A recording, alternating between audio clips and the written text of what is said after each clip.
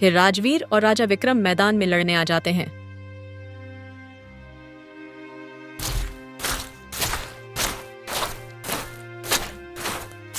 राजवीर के पहली बार में राजा विक्रम का सर धड़ से अलग हो जाता है। मुझे मार डालेगा। इससे अच्छा तो यह है कि मैं खुद ही मर जाती हूँ।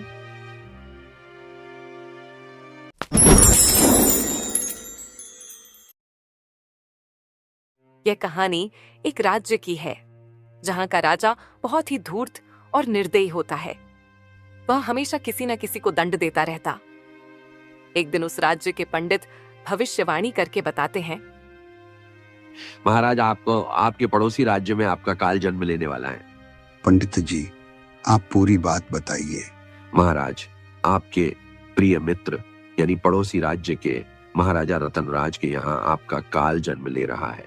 महाराज रतनराज की पत्नी एक पुत्र को जन्म देने वाली है और वह बालक आपकी मौत का कारण बनेगा। पंडित जी, इस बालक से मुझे बचने का कोई उपाय बताइए। महाराज, इसका एक ही उपाय है, उस बालक की मृत्यु। यह सुनकर महाराज सोच में पड़ जाते हैं। महाराज रतनराज मेरे प्रिय मित्र है, पर उनका पुत्र मेरा काल बन सकता है। मुझे माफ करना मेरे प्रिय मित्र, मुझे तुम्हें जान से मारना पड़ेगा। सेनापति, अब हम कल ही पड़ोसी राज्य में जाएंगे। आप उसका बंदोबस्त कीजिए। और हाँ, हम अकेले ही जाएंगे। ठीक है महाराज, जैसी आपकी मर्जी। अगली सुबह होते ही राजा विक्रम महाराज रतनराज के राज्य जाने के लिए निकल जाते हैं।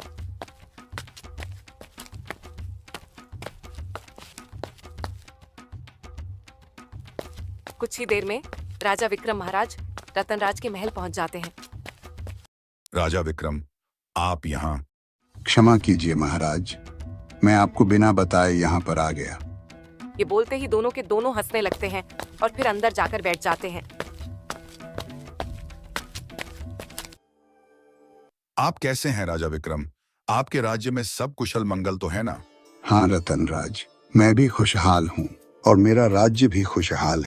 लेकिन तुमने यहाँ आने की ना कोई सूचना भिजवाई, ना कोई संदेश।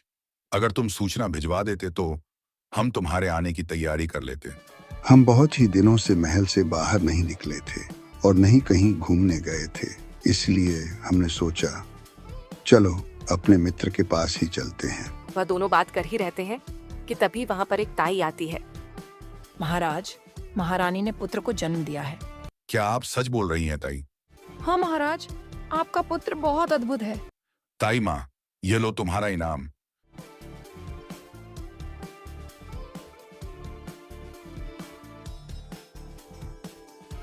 मंत्री जी, आप विक्रम जी का ख्याल रखिए। मैं महारानी के पास जा रहा हूँ।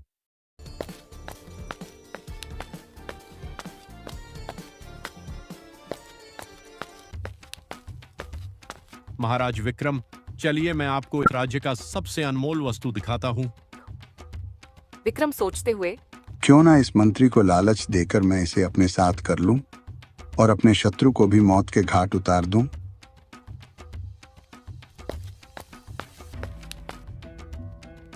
क्या सोच रहे हैं महाराज विक्रम? कुछ नहीं मंत्री जी, हमें आप अनमोल चीज बाद में दिखाना। मुझे आपसे कुछ बात करनी है। अगर यहाँ पर कहीं गुप्त जगह है तो हमें वहाँ ले चलिए। महाराज, आपको गुप्त जगह क्यों जाना है? आप चलिए मंत्री जी, इसमें आपका भी फायदा और मेरा भी फायदा है। फायदा? कैसा फायदा महाराज? मंत्री जी, मैं आपको यह बात यहाँ पर नहीं बता सकता। ठीक है महाराज, चलिए मेरे साथ।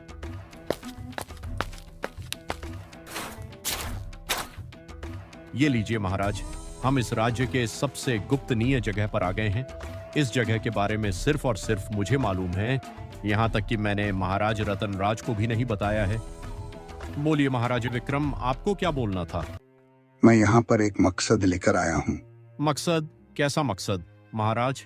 मुझे महाराज रतनराज, उनके पुत्र और उनकी महारानी को जान से मारना है। महाराज विक्रम, अगर आपने ये शब्द अपने मुंह से दोबारा निकाला तो मैं आपका सर धड़ से अलग कर दूंगा। मंत्री जी, इस चीज के लिए मैं आपको पूरा एक राज्य दे सकता हूँ, यानी कि पूरा का पूरा महाराज रतनराज का राज्य। तुम्हारा हो जाएगा। क्या आप सच बोल रहे हैं महाराज विक्रम?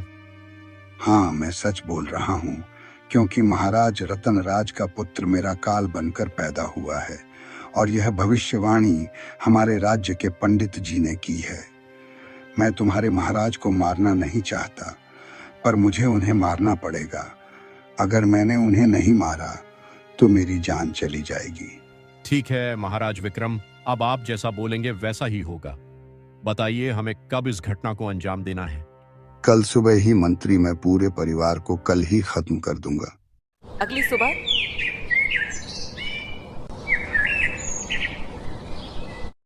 महारानी अपने मुन्ने को महल में खेला रही थी। तभी वहां ताईमान आती है। ताईमा, आप यहाँ? हाँ बेटी, घर पर मेरा मन नहीं लग रहा था, तो मैंने सोचा कि जाकर मुन्ने को देख लूं। अच्छा हुआ। ताईमा, आप यहाँ पर आ गई।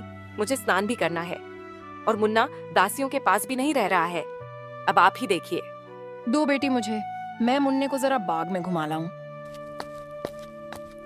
फिर ताईमा मुन्ने को बाग में लेकर चली जाती है। जब ताईमा मुन्ने को खिला रही होती है, तभी महल के अंदर से चिल्लाने की आवाज आती है। आ आ आवाज सुनकर ताईमा अंदर जाती है तो तंग रह जाती है। वह देखती कि राजा विक्रम महाराज को जान से मार रहे हैं। यह देखकर ताईमा मुन्ने को लेकर कोने में छुप जाती है और यह सब होते हुए देखती रहती है। मुझे मत मारो मुझे राजा विक्रम। मैंने तुम्हारा क्या बिगाड़ा है राजा विक्रम? मुझे माफ करो मेरे प्रिय मित्र, पर क्या करे, आपके बेटे को मारने से पहले आपको जान से मारना जरूरी था। मेरे बेटे को क्यों मारना चाहते हो मेरे बेटे? क्योंकि हमारे राज्य के पंडित जी ने भविष्यवाणी की थी कि तुम्हारे मित्र राजरतन के यहाँ जो बालक जन्म लेने वाला है वह तुम्हारा काल बन सकता है, और इस काल से बचने का सिर्फ एक ही उपाय है, उस बालक की मृत्यु। यह सुनते ही ताईमा मुन्ने को लेकर भाग जाती है। ताईमा को राजा विक्रम देख लेता है। मंत्री, जाओ उस बूढ़ी औरत के पीछे जिसे मैं मारने आया था, वह उसे लेकर भाग रही। जल्दी जाओ मंत्री।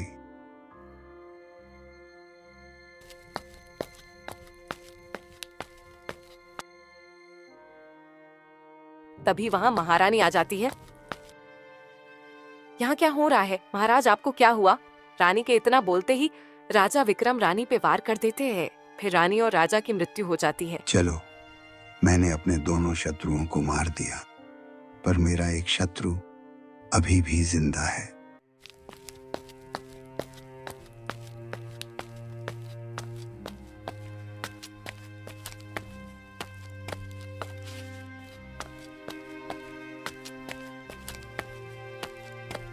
हे महात्मा, कृपया इस बच्चे की जान बचा लीजिए।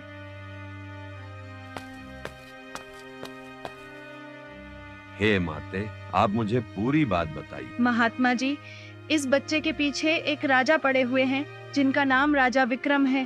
पर क्यों माते, इस बच्चे ने ऐसा क्या कर दिया है? महात्मा जी, यह बच्चा महाराज रतनराज के ये पैदा हुआ है। राजा विक्रम महाराज रतनराज के जिगरी दोस्त थे, लेकिन जब इस बच्चे ने जन्म लिया तो राजा विक्रम के राज्य पंडित ने बताया कि महाराज रतनराज, जो कि आपका मित्र है, उनके यहाँ एक बालक जन्म लेने वाला है जो कि आपका काल बनेगा। यह सुनकर राजा विक्रम हमारे महाराज के राज्य आए और उनकी पत्नी की जान ले ली। मैंने किसी तरह इस बच्चे को बचा लिया है। जब मैं बच्चे को लेकर भाग रही थी, तभी मुझे आपकी यह कुटिया दिखाई दी। आपने अच्छा किया माते, लाओ मुझे इस बच्चे को दे दो। बच्चे को देकर ताईमा वहां से चली जाती है। अगर अब मैं इस गांव में दोबारा दिखी तो वो दुष्ट राजा विक्रम मुझे मार डालेगा। इससे अच्छा तो यह है कि मैं खुद ही मर जाती हूँ। हे प्रभु, मेरी आपसे एक प्रार्थना है कि आप राजा रतनराज जी के पुत्र को बचा लीजिएगा उस दुष्ट राजा के हाथों से।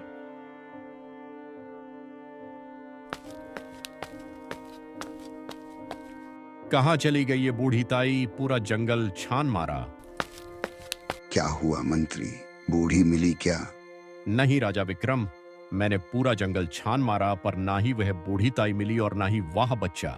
मंत्री जी, हमें कुछ भी करके उस बच्चे को ढूंढना होगा, वरना मेरी जान को बहुत बड़ा खतरा हो सकता है। चलिए राजा विक्रम, थोड़ा आगे और चलते हैं, शायद बूढ़ी औरत मिल जाए। थोड़ी देर चलने के बाद ही उन दोनों को एक कुटिया मिलती है और कुटिया के पास एक महात्मा खड़े होते हैं। जाइए मंत्री, उन महात्मा जी से पूछकर आइए कि कोई बूढ़ी औरत यहाँ से गई है क्या। हे महात्मा, मेरा नमस्कार स्वीकार कीजिए और आप मुझे कृपा बताइए कि क्या कोई बूढ़ी औरत यहाँ से एक बच्चे को लेकर गुजरी है क्या? ये सुनते ही महात्मा सोच में पड़ जाते हैं। हे प्रभु, मुझे माफ करना, मैं इनसे झूठ बोलने जा रहा हूँ। हाँ बेटा, मैंने एक बूढ़ी औरत को एक बच्चे के साथ देखा है। औरत यहाँ से उस बच्चे के साथ भागते हुए गई और पास ही के नदी में छलांग लगा दी। क्या आप सच बोल रहे हैं महात्मा? हाँ बेटा, मैं सच बोल रहा हूँ। लगता है वह महात्मा बिल्कुल सच बोल रहे थे, वह बुढ़िया इसमें कूद गई है। महाराज, महात्मा कभी झूठ नहीं बोलते। मंत्री, हमें किसी पर भी भरोसा नहीं करना चाहिए। चलिए हमारे साथ उस नदी के पास।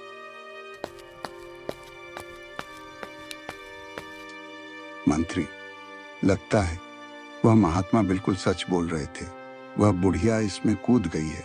महाराज, महात्मा कभी झूठ नहीं बोलते। हाँ मंत्री, हम बहुत खुश हुए।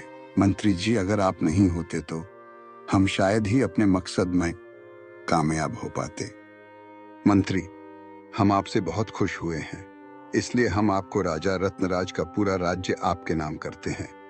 धन्यवाद राजा विक्रम। अब आप भी राजा हैं मंत्री जी। जाइए और अपना राज्य संभालिए। और हाँ मंत्री जी, इस सब के बारे में किसी को मालूम नहीं चलना चाहिए। महाराज, आप जैसा कहेंगे वैसा ही होगा। महाराज, अब मैं जा रहा हूँ। जैसे मंत्री जाने के लिए पीछे मुड़ते हैं, राजा विक्रम मंत्री को जान से मार देता है। मंत्री, मैंने तुम्हें इसलिए मारा क्योंकि जो अपने राजा का वफादार नहीं हो सकता, वह मेरा वफादार कैसे हो सकते हैं। मेरा नाम राजा विक्रम है, मैं किसी भी शत्रु को नहीं छोड़ता। अब पूरा राज्य मेरा हो गया।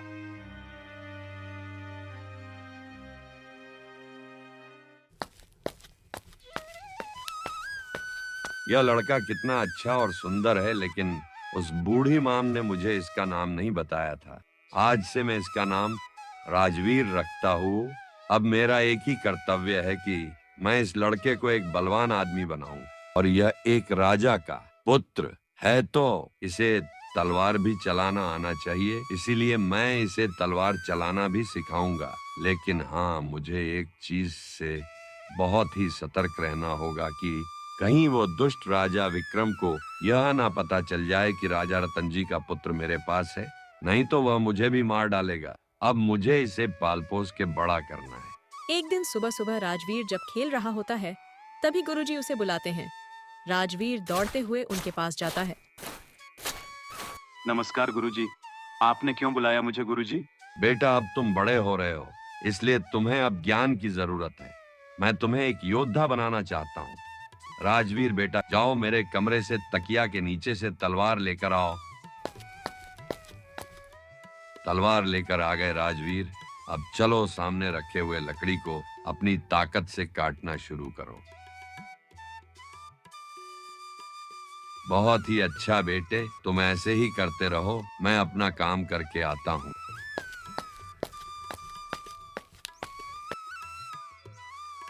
अभ्यास करते करते शाम हो गई है और मैं बहुत थक भी गया हूँ। अब शायद मुझे कुटिया के अंदर जाना चाहिए। आ गए राजवीर तुम, अपना अभ्यास करके। हाँ गुरुजी, शाम होने वाली है और मैं थक भी गया हूँ। बहुत ही अच्छा बेटे, जाओ इस तलवार को मेरे कमरे में रख दो।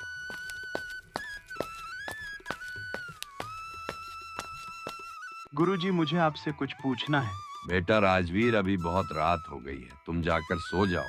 तुम्हें जो पूछना है कल पूछ लेना।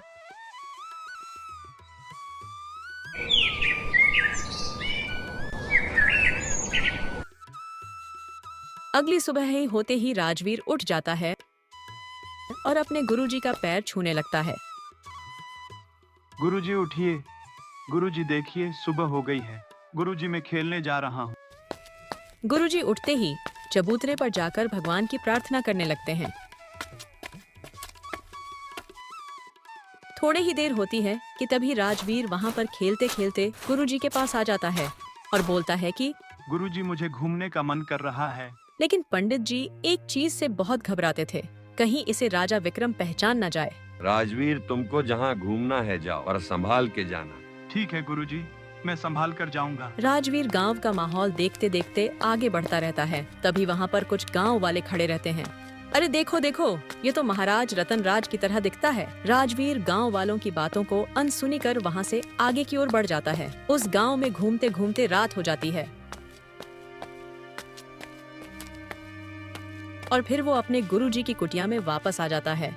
राजवीर बैठे हुए, ये गांव वाले मुझे ऐसा क्यों कह रहे थे कि ये महाराज राजरतन जी की तरह दिखता है? राजवीर हमेशा से ही अपने गुरुजी का बहुत ख्याल रखता था। वह कभी भी नहीं चाहता था कि उसके गुरुजी किसी बात से चिंतित हो, इसीलिए उसने सोचा कि वह ये बात गुरुजी को नहीं बताएगा। क्या हुआ बेटा, क्या सोच रहे हो? कुछ नहीं गुरुजी, कुछ तो नहीं हुआ। मैं सोच रहा था कल हमें अभ्यास के लिए जल्दी उठना है। ठीक है राजवीर, अब हम लोग खाना खा लेते हैं और सो जाते हैं। रोज की तरह गुरुजी राजवीर को अच्छे से अभ्यास सिखाते हैं। ऐसे ही कुछ दिन बीत जाता है। देखते ही देखते राजवीर 20 साल का एक नौजवान व्यक्ति बन जाता है और अब राजवीर पहले से बहुत ही ज्यादा बुद्धिमान और एक बलवान व्यक्ति बन जाता है और वो अब अच्छे से तलवारबाजी चलाना सीख जाता है। लेकिन उसे बचपन से ही दिल में एक बात चुभ रही थी कि गांव वाले उसे राजा रतन राज की तरह दिखने वाला व्यक्ति क्यों कह रहे थे। क्या मैं गुरुजी से पूछ लूं कि मेरे माता पिता कौन है? हाँ, शायद यही सही रहेगा। मुझे गुरुजी से ही पूछना चाहिए।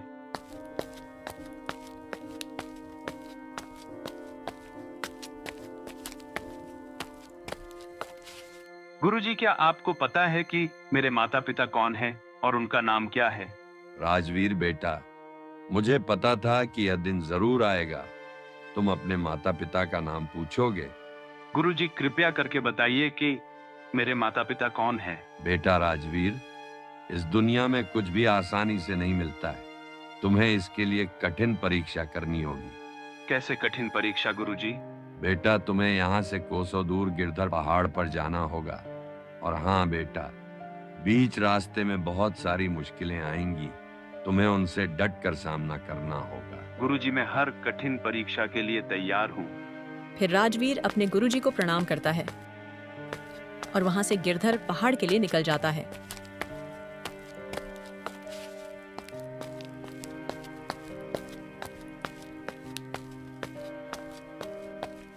बहुत देर चलने के बाद राजवीर को एक दूर से कुटिया दिखती है।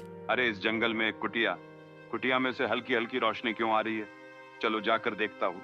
और अब तो शाम भी हो रही है। कोई है इस कुटिया में? कोई है क्या अंदर? कौन हो बेटा तुम? जंगल में क्या कर रहे हो? बाबा, मैं बहुत ही दूर से आया हूँ। आओ बेटा, तुम अंदर आओ। बेटा, मुझे माफ करना, मैं तुम्हारे खाने पीने का इंतजाम नहीं कर सकता क्योंकि मैं खुद ही 2 दिन से भूखा हूँ। नहीं नहीं बाबा, मैं कुछ खाने या पीने नहीं आया हूँ। मैं बस एक सहारा ढूंढ रहा था। ये लीजिए आप, मैंने कुछ रोटियां बचा कर रखी थी, ये खा लीजिए बाबा। और फिर वह बाबा रोटी खाकर बोलते हैं कि बेटा, तुम जो कोई भी हो, बहुत अच्छे इंसान हो। बेटा, तुमने मुझे सारी रोटियां दे दी। बेटा, तुम इस जंगल में इस तरह से क्यों घूम रहे हो? बूढ़े बाबा, मैं बचपन से अपने गुरुजी के साथ रहा हूँ। मुझे ना ही मेरे पिता का नाम मालूम है और ना ही वह कौन है ये मालूम है। जब मैं अपने गुरुजी से अपने माता पिता के बारे में पूछा तो गुरुजी ने कहा कि है तुम्हें एक कठिन परीक्षा देनी होगी। मैंने उनकी बात मानकर इस जंगल में आ गया और मुझे गिरधर पहाड़ की ओर जाना है। तुम चिंता मत करो बेटा, तुम अपने लक्ष्य की ओर जरूर पहुंचोगे, यह मेरा आशीर्वाद है। सुनिए बाबा, अब मैं चलता हूँ। राजवीर बेटा, तुम बहुत ही दयालु हो। तुमने अपनी भूख की परवाह न करते हुए मुझे अपनी सारी रोटियां दे दी थी। राजवीर, मैं तुम्हें एक बात बताना चाहता हूँ। कौन सी बात बूढ़े बाबा? राजवीर, तुम्हें जंगल के बीचों बीच एक महल मिलेगा जिसमें एक राजकुमारी रहती है। तुम जाकर उससे मदद मांगो, वह तुम्हारी मदद जरूर करेगी। आपका कोटि कोटि धन्यवाद बूढ़े बाबा। अब मैं चलता हूँ वरना देर हो जाएगी।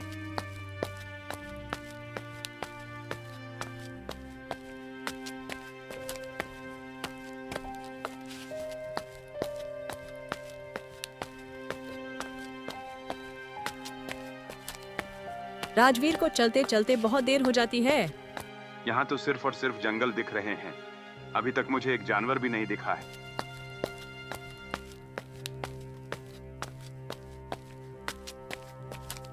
अरे ये क्या? ये तो एक राजमहल है।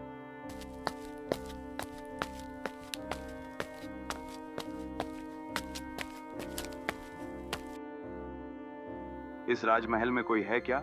मुझे बूढ़े बाबा ने भेजा है, कोई है क्या अंदर? राजवीर के इतना बोलते ही एक सुंदर सी लड़की अचानक से राजवीर के सामने आ जाती है। राजकुमार, मैं तुम्हारा इंतजार कर रही थी। मेरा इंतजार पर क्यों? राजकुमार, मुझे एक महात्मा ने सराफ दिया था, तू इसी महल में कैद रहेगी और जब तक कोई राजकुमार यहाँ पर तुझे नहीं पुकारेगा तब तक तू आजाद नहीं हो पाएगी। है राजकुमार, तुम जहाँ जा रहे हो मुझे भी साथ ले चलो, मुझे यहाँ पर नहीं रहना है। पर तुम्हारा नाम क्या है? मेरा नाम राधा है राजकुमार। सुनो राधा, मैं गिरधर पहाड़ की ओर जा रहा हूँ। क्या तुम मेरी इसमें कोई सहायता कर सकती हो? राजकुमार, गिरधर पहाड़ थोड़ी दूरी पर है, चलिए मेरे साथ, मैं आपको वहाँ पर ले चलती हूँ। है पहाड़ देवता, हम आपको नमस्कार करते हैं। पहाड़ देवता, मैं आपसे कुछ पूछना चाहता हूँ। राजवीर के इतना बोलते ही अचानक से एक आवाज आने लगती है। आओ बेटा राजवीर, मैं तुम्हारा सदियों से इंतजार कर रहा था। तुम क्या पूछना चाहते हो? है पहाड़ देवता, कृपया करके आप मुझे बताइए कि मेरे माता पिता कौन है?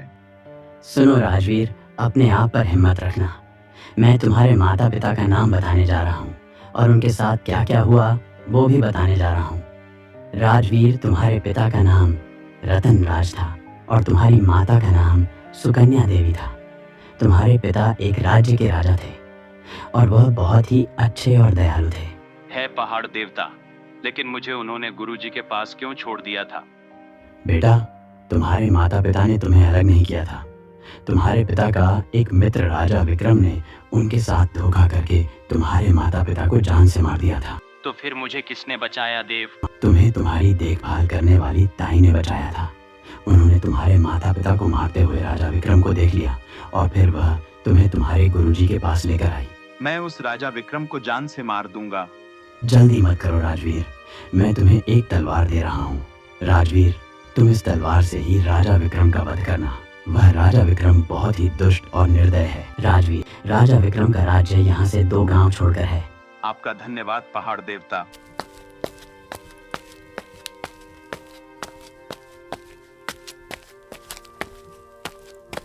राजवीर और राधा राजा विक्रम के राज्य पहुंच जाते हैं।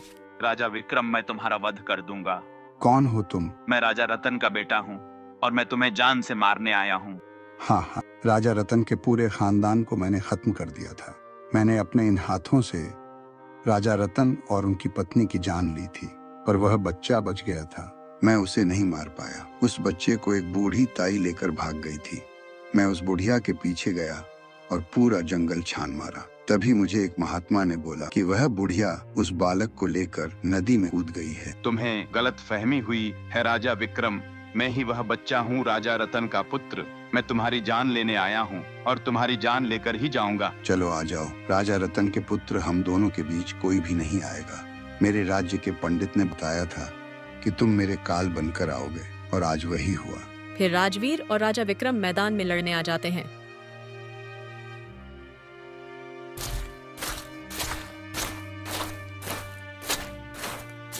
राजवीर के पहली बार में राजा विक्रम का सर धड़ से अलग हो जाता है।